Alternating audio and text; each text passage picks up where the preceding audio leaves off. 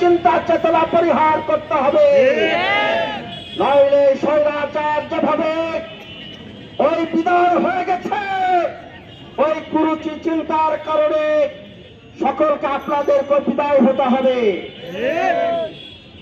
আমি স্পষ্ট ভাষায় বলতে চাই, মানুষের চিন্তা চেতনাকে নিয়ে রাজনীতি করুন, মানুষের মনের ভাব চিন্তা চেতনা করুন, মনের ভাব বুঝার চিন্তা চেতনা করে রাজনীতি করুন, নইলে ভবিষ্যতে আপনাদের চিহ্ন পাওয়া যাবে না।